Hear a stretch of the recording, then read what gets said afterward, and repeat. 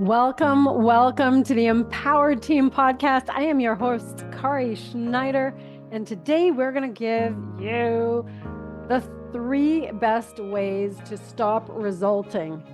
Now, that doesn't sound very compelling to start with if you don't know what resulting is. So I'm going to let you in on the secret of what is resulting. Resulting is this really interesting concept that is from Annie Duke. And this is from the book, Thinking in Bets, Making Smarter Decisions When You Don't Have All the Facts. Annie Duke is a researcher, and she has done tons of research on poker and statistics and decision-making and leadership. And this cool concept called resulting really landed for me, so I thought I would share it with you. So before we go forward, I want to define resulting for you so that you have a sense as to where it might be happening in your life, why you might want to stop it, and how it's impacting your future. So resulting is the tendency to judge a decision's quality or a decision that you made in the past solely based on its outcome without considering the factors and probabilities that informed the decision. Okay, so consider this. You are basing the decision's quality solely based on the outcome. Now, I'm going to go back to a definition I've shared with you in a previous podcast on how to make effective decisions as what is an effective decision. It's a choice, and this is my definition, a choice we have made with a choice in which we have made the best decision we can with the time, energy, and information that we have. So the decision itself is neutral. It's not good or bad or right or wrong. Now, according to Annie Duke, she's in alignment with that concept that the decision is neutral, that in fact, we're deciding after the fact whether it's a good or bad decision based on what happened. So what she'll do in large groups of people, she'll go through and she's presenting or doing research, she'll ask people, think of the last year. Think of all the best decisions that you made. Think of all the worst decisions that you made. Narrow it down to 1 or 2 of the best decisions you made and 1 or 2 of the worst decisions that you've made. And when she describes this in her book, she describes it as that not one time has anyone separated the decision and the outcome. When she asks this question about the worst decision and the best decision, she'll ask, why was that the worst decision? Why was that the best decision? And ultimately, they will answer that, well, it was the best decision because this amazing thing happened as the result. It was the worst decision because this awful thing happened as the result. And that is exactly what she would call resulting, is this judging of the decision based on the outcome, judging on the decision based on what happened afterwards, even though there are so many outside forces, and that the decision is just pointing to probabilities. We might have made an amazing decision. We might have made the best decision possible, and yet it could still have an outcome that wasn't the greatest outcome. Excuse me. I know that this has happened for myself in hiring people. I've gone and done due diligence in hiring somebody when I know I'll need someone. I've gone through the most wonderful candidates. I have done all of the things that are necessary to find the right person. And then lo and behold, the outcome was that they were hired. And then they may have moved cities and left. And the result is that I'm starting all over again. And I could have made that mean that the decision I made to hire that person in the very beginning was not the right decision. But the truth is that it was the right decision based on the people, based on the timing, based on the information that I had. That was the best candidate. I simply did not know, and they did not know, that they were going to end up moving in a short span of time later. So what do we do? What do we do in this situation? And why is this a problem? I'm going to give you an example here so that you can consider things that are going on in your life now. You may not be hiring right now. You may have been in a situation like that in the past, but there's little things that go on from a day-to-day basis. And it's things like this. For the longest time, as our older kids were getting older, I wanted them to learn how to cook. I wanted them to learn how to make their own lunches.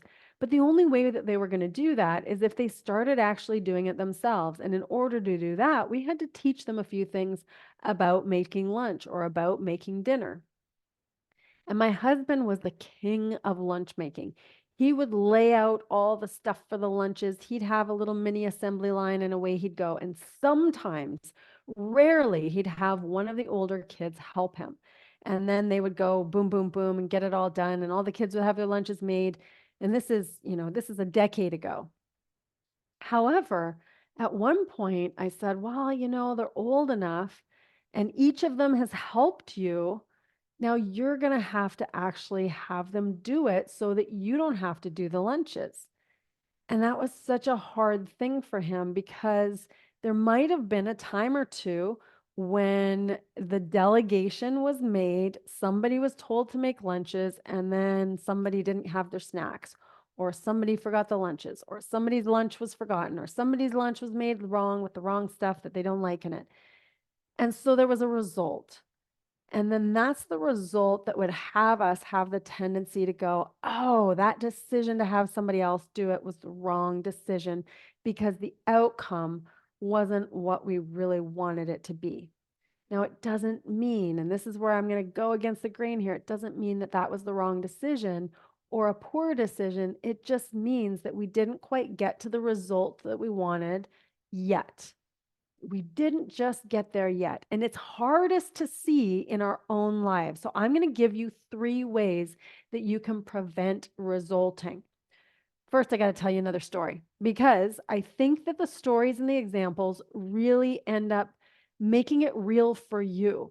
If I keep going only with the theory, only with the research, only with the expert examples, only with my opinions, then you don't get to see how it really applies in real life. And that's why I want to give you some of my real life examples. In this past year, real life, you can hear my throat. It's not because I have a cold. It's not because I'm sick. This is part of the autoimmune illness that I was diagnosed with over a year ago. Now, I could have said, well, that was a bad decision to record this podcast because my throat is just acting up, the autoimmune illness, or maybe there was a trigger in something that I ate, but it's causing me to not have my normal voice. So maybe that was a poor decision to do the podcast today because my voice wasn't on point. That would be an example of resulting because the result that I'm having is a scratchy voice or one that I have to clear my throat occasionally. However, if I made that judgment about my decision, it's going to impair my future decisions potentially because it's going to be put into the pool of information that I'm using to decide something next week, next month, next few months. And that's where resulting becomes very hazardous, is when we start to use the judgment we made on the decision because of a poor outcome. We use that as information for future decision making. That's where it becomes problematic in developing ourselves, in developing our businesses, in our workplaces, in our families. That's where we're not actually thinking in ways that are bringing in accurate information. Another example of this is, again, with this Graves' illness, I went through really challenging spans of time where I had a very hard time driving. It was very demanding, very stressful for me to be able to drive. My cognitive abilities weren't there. I had a hard time with groceries. I had a hard time socializing, especially in individual settings where there were people that I wasn't really familiar with. Another really challenging one when I started to actually travel, this is one of the last things that I was struggling with, it was booking flights. Looking at calendar dates and then looking at the decision makings on the flight information and comparing and doing that live time, I really struggled with the brain fog I would have. If it was at the end of the day, which it often was, I'd have trouble with making the decision, or I'd have a headache come on and my eyes would struggle with it. And these are all symptoms from the autoimmune illness. So I made a decision to ask for help, which is a hard decision for me to do. But I asked my husband to book the flights for me. Now, then I have a flight booked, but I didn't say, hey, can you run by me the options that I have and then book the flight? I just said, can you book these flights? I can't seem to get this organized in my head right now. Can you help me with this? And his version of helping is fix it, solve it, get rid of the problem, crush it, crush the problem. So instead of coming to me with options, he booked the flights. He had them all booked.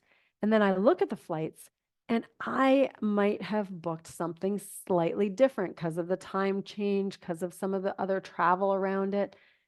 So I have the potential to see that outcome or result as maybe not the outcome I wanted exactly, and then have the potential to judge the decision and say, well, that was a bad decision. I should have done it myself. I don't want someone else to book my flights next time. Now, that would be an example of resulting.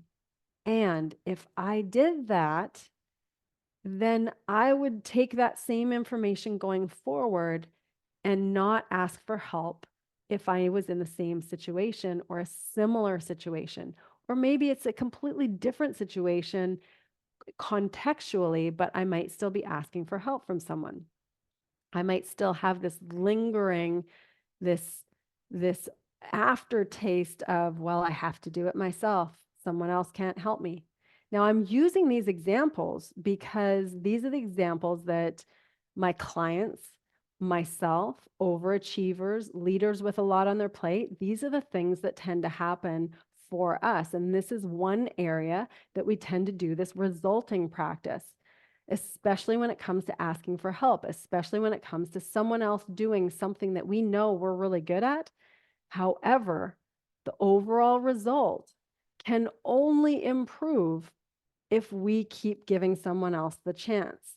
So the decision to not allow someone else to do that again, or not allow someone else to make the lunch, or not allow my husband to help, it ends up causing not the ultimate outcome that I want. It ends up impairing that. So the impact on decision making, according to Annie Duke, is this: it can lead to incorrect conclusions about a decision's merit. A good outcome doesn't always mean the decision was wise, and a bad outcome doesn't necessarily imply a poor decision. So how do we mitigate this? We have to emphasize the importance of evaluating the decisions based on the information and reasonable available outcomes or outcome possibilities at the time, rather than just the one outcome that we want. So I want you to put this in context in that we're making over 30,000 decisions a day. There's research from Cornell University that says that there are over 220 decisions per day about food. 220 decisions a day just about food alone, never mind the 2,000 decisions that we're making per hour. So we're constantly filtering out these decisions as whether or not they're good or bad decisions. And what we do is we automate them. We automate them because it's too much energy for our brains to keep filtering out decisions. So if we automatically, or if we automate a decision very quickly based on the outcome, then we're in the case of repeating that decision, repeating that decision, repeating that decision, or not repeating or avoiding that decision, avoiding that decision, avoiding that decision based on a good or bad outcome. And that's where the red flag for me comes up. This is where it can be very challenging because ultimately we're not getting the greatest information. We're basing it on the outcome. We're not basing it on how great the decision was, the process that entailed with the information had, with the whatever ability, with the ability we had in the moment. We're not basing it on that. Instead, we're just basing it on the outcome. So our human brains have this desire for certainty. We don't want to say, I don't know. We don't want to be the ones that say, not sure about that. We love to have certainty and love to have order. There's a Nobel laureate and psychology professor named Daniel Kahneman, and he's the author of a book called Thinking Fast and Slow.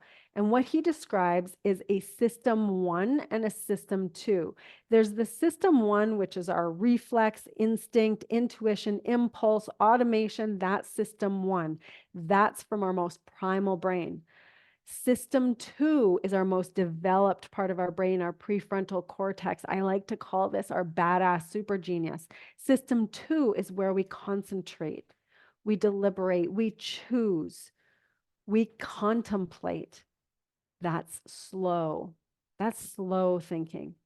And that is where we have not only a lot of energy output to slow think because we're using this really energy intensive part of our brain, we're also typically flipping it over, deciding, looking at various things, systematizing, strategizing, and that takes so much more energy. However, the system 1 is the reflex, the impulse, the automated.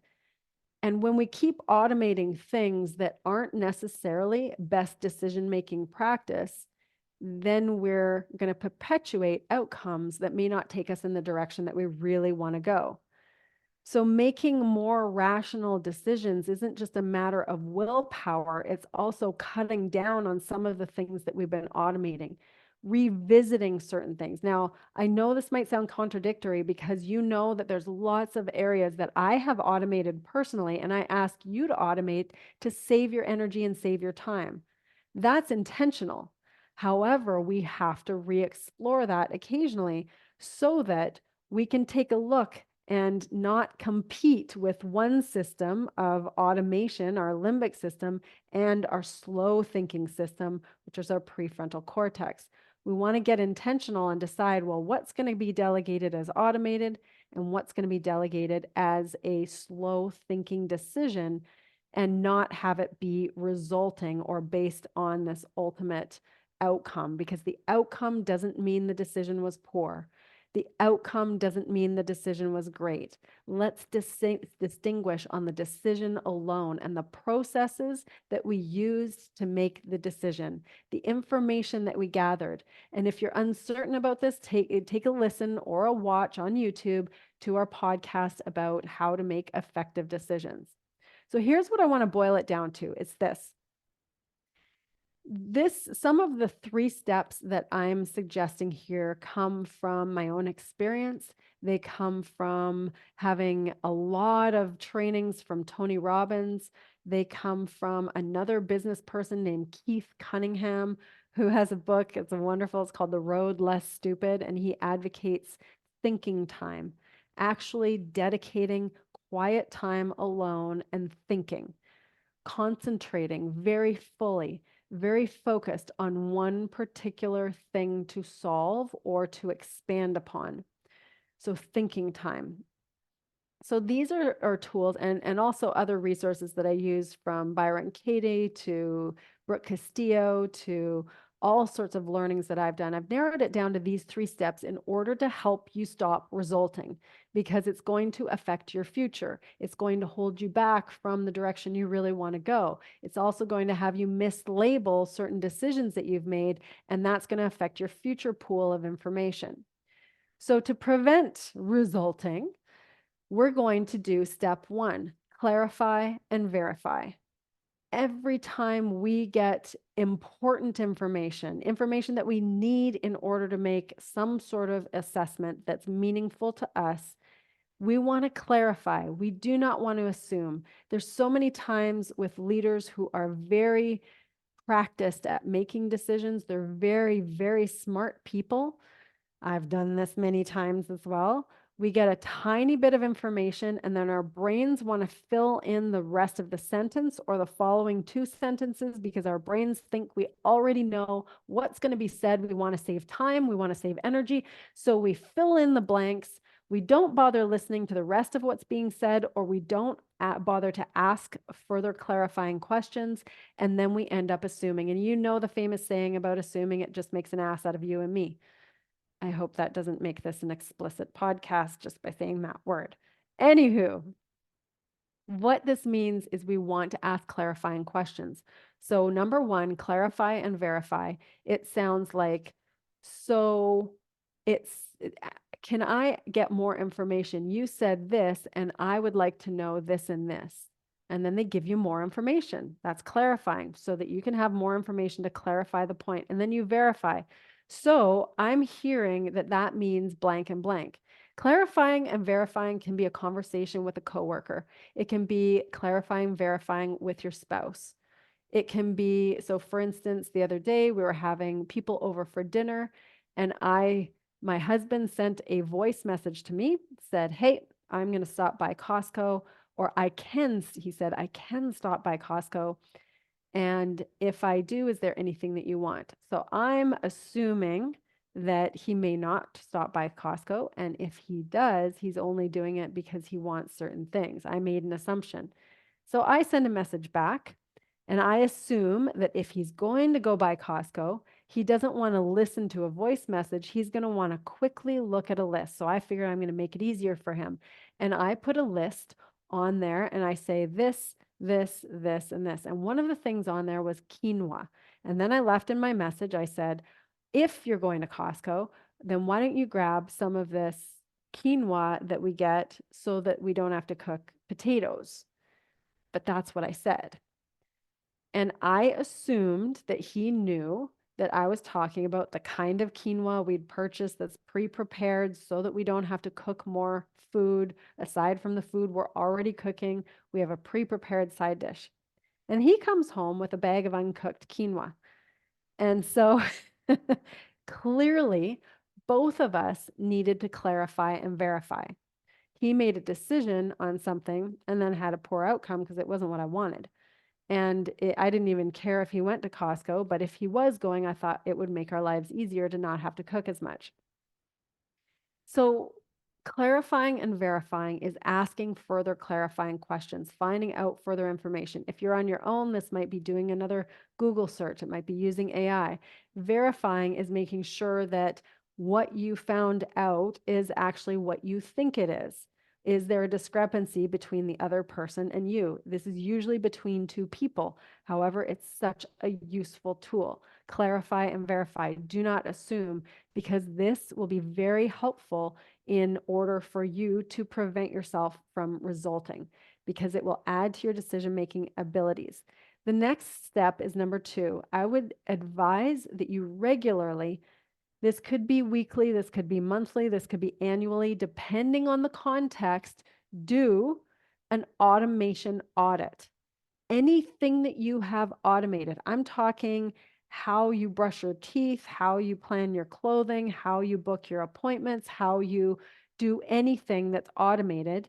You do an audit on that. Do I want to keep doing this way? Because whenever you've automated something, you've stopped making conscious decisions about it. And if you've stopped making conscious decisions about it, then that's just going to keep going and going and going. And that automation may save you energy, may save you time, but it also may hold you back from the direction you want to go. You may have to make a subtle tweak to your automation in order to get the results that you want. So make sure that you're not continuing to make the same automated decisions over and over that aren't taking you in the direction that you want to go. For instance, let's say you know you want to work out every day, and so you do the same type of workout every Monday, Tuesday, Wednesday, Thursday, Friday. And it's great because you get your exercise in, you do your activity, and you love it, and it's done. But then you realize that the thing you really wanted, which was more energy, isn't really happening anymore. You're feeling pretty stale. You're feeling pretty stagnant. You're not finding that you even want to get up for the workout, but it's very automated. You just keep going through it, but you're starting to resent the system. That would be an example of it is time to decide on what the automation looks like or make a tweak on that automation. So regularly, whatever, if it was workouts, maybe that gets audited every 2 months. If it is teeth brushing, maybe that gets audited every time you go to the dentist. If it is meeting structure, so say you have weekly meetings or biweekly meetings at work and they're going a certain way, but it's starting to get, you're not having the impact, not having the results that you're looking for, or perhaps it's getting stale as well. Maybe that automation gets revisited, audited every 6 months. So you decide the frequency, but please, if you're going to be a deciding, intentional, conscious human being, you're going to have to audit your automations. And I'm talking everything. I'm not just using automation for things we automate on the computer. I'm talking about the things we do habitually, day in and day out, in every aspect. Now, that sounds like a daunting task. That's why I say use it contextually. If it's going to the dentist, then automate your oral hygiene routine every time you go to the dentist. Next one, number 3, in order to not be resulting, pre-decide as much as possible. Pre-decide. Pre-deciding is different than automating in that you've spent conscious time deciding so that you don't have to decide at a time when you know you're not going to be able to think as clearly.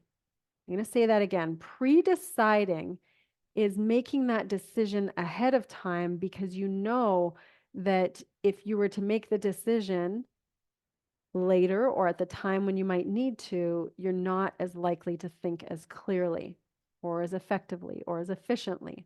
So, an example of this would be you know you're going to go into a negotiation in a meeting of some sort. You know that there are certain stakeholders at the table, and you know that there are certain desires or demands from either side. You go in knowing where you are, you pre-decide, you think about it ahead of time. I'm not just going to wait for more information in that meeting. I'm going to pre-decide not only how I'm going to show up, I'm going to pre-decide what I'm willing to work toward, what I'm not willing to work toward, so that that can set the intention going in. You can even deliver the intention ahead of the meeting, ahead of the negotiation, so that other parties are aware of some of your intentions that you've pre-decided. Pre-decide so that in the moment when there's more pressure, more stress, more emotional storm, perhaps, then you do not have the ability to think as clearly. So you want that decision making off of your shoulders, off of your back, and have it done ahead of time when you're quiet, calm, in your best state. So pre-decide as much as possible. This could be something as simple as, for me, it's setting out my clothes the night before. In the morning, especially with this autoimmune illness, some of the mornings for me have been not my usual pep and get up and go like I always have been able to do. I've been able to get up, go, drive hard immediately, first thing in the day. With this autoimmune illness, I've had way more fatigue, very challenging sleep issues, lots of insomnia. So my mornings are not as great as they used to be. They're coming back though. However, I was always in a habit of setting out my workout clothes the night before. And so I made sure that I pre-decided not only that my workout clothes are there, but what I'm going to wear the next day, because I would have a hard time making decisions like that. And it was so much easier for me to do sometime around dinner time or mid-evening before I went to bed, and it's all done. And when I get up in the morning, I can just focus on getting myself awake, doing my morning routines, my meditation, my workouts, so that I can be fully prepared for my day ahead. Pre-decide as much as possible. Don't leave yourself in this vulnerable, precarious position of trying to make a decision when you have pressure on you, whether that's time pressure, whether it's emotional challenges, whatever it is, you don't want to be making the decisions then. So we want to give ourselves enough space and room for those decisions.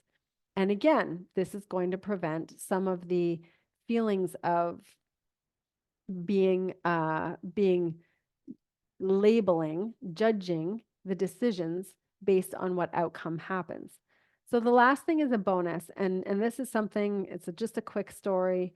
It's that my husband and I had worked really hard to come to a decision and come to the ability to be able to spend some time in Mexico and work from Mexico.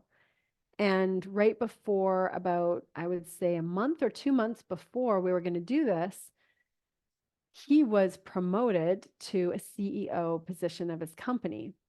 And the decision in the moment he made was that he couldn't go to Mexico, and I supported him. We both made this decision. It was just this immediate, okay, I guess Maeve and I will go to Mexico. I'll work from there. You have a quick visit and you have to be on site to step into this role. And when we looked back on it, we realized that we had caused an outcome that was really challenging on us. Now, the decision at the time was the effect of resulting for so long. The decision at the time was that, well, we automatically do what we think we need to do and we serve other people and we don't necessarily put ourselves first because we've spent so much time putting our children first, putting our business first, and we've had some good results with that. The great results with that is that the business survived when most businesses wouldn't. The great results with that was that those children thrived and they were in sports and they had good food. And we were looking only at those results. And so we kept making decisions that emphasized dividing and conquering. We kept making decisions that emphasized others' wants, others' desires, others' needs over our own. And so in this scenario, we ended up, this is one of the effects of allowing this resulting to happen. We keep thinking that because of the results, we've got happy, healthy kids, because of the results of being able to thrive in work and thrive in business, we think that those decisions were good decisions. And then we keep making the same decisions instead of reassessing why we made the decisions and if we still want to make decisions like that. And in hindsight, when we actually consciously looked back and analyzed it and separated the result and separated the decision, the result was fantastic. He got the CEO role. I spent some time in Mexico, but it wasn't the direction that we wanted to go. And when we really analyzed that and we looked back on it, we didn't give ourselves the gift of taking a moment because we knew that he wanted the CEO role. We knew that that was good for him and good for us. We knew we wanted to go to Mexico together, but we figured that that was the cost. And we didn't go and sit back and give ourselves the gift of time to decide something that was extra important or unexpected. Oftentimes in these unexpected things where other people have urgency, then we default to their urgency. Well, there was urgency for this decision because they needed to know if he was going to step into the CEO role. But all that we needed was an extra day, maybe even 2 days, to get back to them on this decision and then ask for what we wanted. Because this is the thing, we often get polarized or we separate the idea or the result binarily. We say, oh, it can be this or this, and that's what we did. But the truth was, when we looked back, if we had said, you know what, let's say he said, I'm really interested in this role. I would love to step forward. I've been working so hard as director of sales for this amount of time. I've promised my family that we would spend some time in Mexico and work from there. I really want to fulfill on that. That would be most important to me right now. So is it possible that I accept this role and delay the start time so that we start 3 weeks later in my official role? How does that sound? Can we negotiate that? Now, it doesn't mean that we would have gotten exactly what we wanted, but upon looking back and him being in this role now for 2 years, we're pretty certain that we could have had exactly what we wanted, or at least some version of what we wanted instead of what we got, which was he started the role. I went to Mexico with Maeve. We were separate. He was on the verge of getting burnt out. We were really doing a disservice to our marriage and the connection time that we needed. And it really came from a history of resulting, a history of not looking at the decision-making processes and really being able to look at the merit of the decision on its own, because we had had a habit of doing the resulting. So I hope those stories land for you. I've gotten a little bit personal on this one. I've also continued to do the podcast despite the friction in my brain going, oh, this podcast isn't going to be good enough because I've got a scratchy voice and I keep clearing my throat.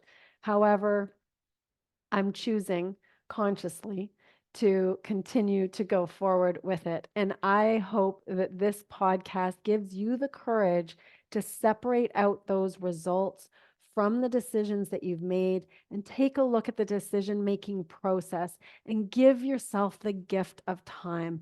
Utilize the 3 steps of clarifying and verifying, doing an automation audit regularly on your processes that you automatically do, all your habits, and pre-decide as much as possible. Give yourself that gift of time in order to make any big, important decision. I believe in you. You are empowered, taking all this amazing, purposeful action, being up to big things, and you've got this. Keep going. Have a great rest of your day, great rest of your week.